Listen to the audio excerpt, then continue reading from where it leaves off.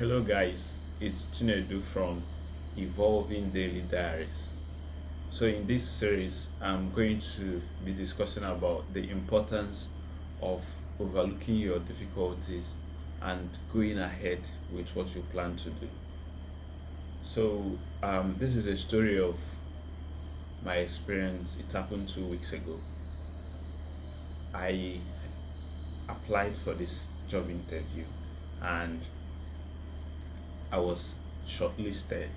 So I was to go for the interview on a specific day, and a day before, like I mentioned before, I have a stammer.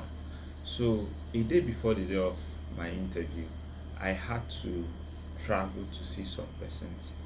And in the course of traveling, I used public transportation, and I discovered that I was finding it very difficult to communicate to speak to the bus driver. So it happened a couple of times. I left that bus, entered another one, tried it again, and I was still experiencing the difficulty. It's actually affected me emotionally. So tension started building up, and I was like, Jesus, why is this happening today?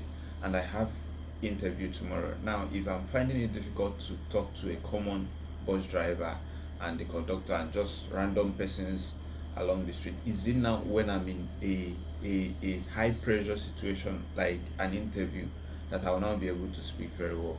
So after that, I got back home that day. I had a very busy and stressful day that day. I got back home, did whatever I did, and then slept off. In the morning, I was supposed to set an alarm for 4 p.m., 4 a.m., so that I could wake up early and prepare for the job interview and start going and start living, because I would love to get to that place very early so that I can sit down, relax before it is my turn to be interviewed. But then I didn't set any alarm. I was already getting discouraged, and I was already talking myself out of attending that interview. So it got to the morning, it got to that morning. Usually I used to set plenty alarms on my phone. So there's one for 5:30, there's one for 5 o'clock. Like I have different things that I just give them different title. So 5 o'clock, the first alarm um, rang, and I woke up. So I snoozed the alarm, and I was already discouraged. I was telling myself that, Chinedu, you can't go there because you're just going there to waste your time. You're just going there to waste your money on transportations, to stress yourself, because you know that, see, this is not going to work. You're already tensed and you haven't even gotten to the interview venue, and you're already tensed so bad. So I was lying down. I wanted to go back to sleep and just cancel the whole thing, even though they were already scheduled me for interview and they were waiting for me. I was like, let them go with their thing.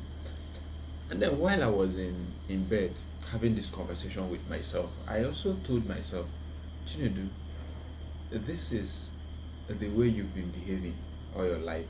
Like, this is the attitude that kept you here. That if you are the type of person that overlook these things, all the difficulties and the challenges, and just go ahead and just try it, that you wouldn't be here. I know that you would have gone far. This is what have kept you here, and then you keep saying that you need a change. You need to go higher in your profession, in whatever you're doing. You need to achieve results and complete tasks, and you're here. So you need to just get up, dress up, have your bath, take transportation, and go to that hospital. When you get there, it's okay, just go there for going sake. Now you know that you're tensed, that you're going to mess up, you're going to embarrass yourself, and you will not be able to answer the questions that they're going to ask you, right? That's established. Okay, fine, good and fine. But just, nobody is going to beat you. You are an adult, and nobody is going to beat you for coming and messing up.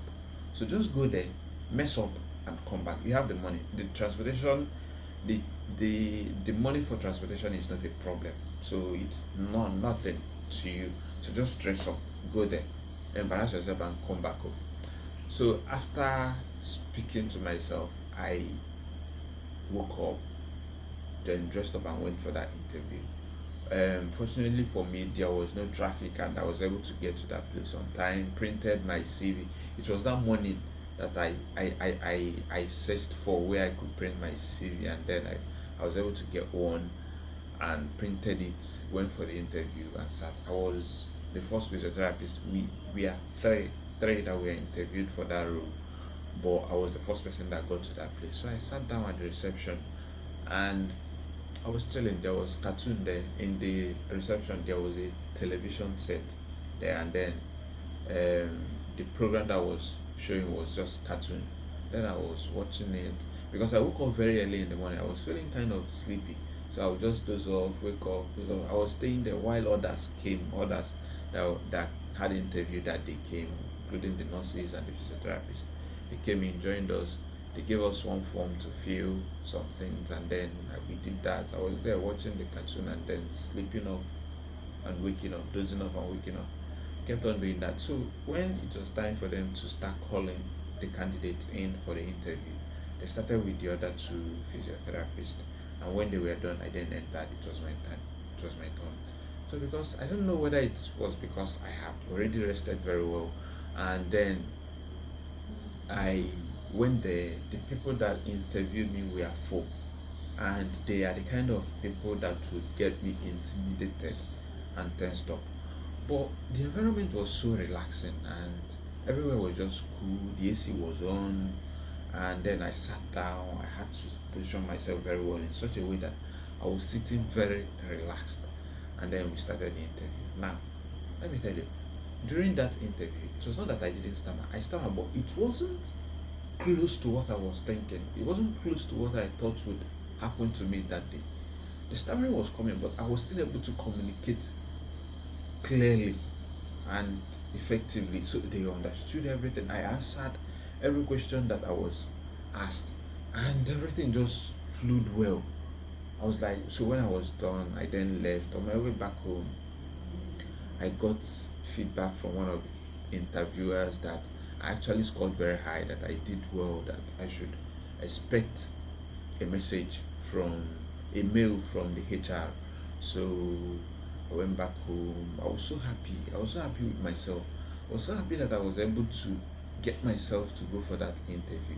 Because when I went to that interview, one of the things that made me not to be tense anymore was like I went there with an attitude of I have nothing to lose. You're not going to beat me if I don't do well in this exam.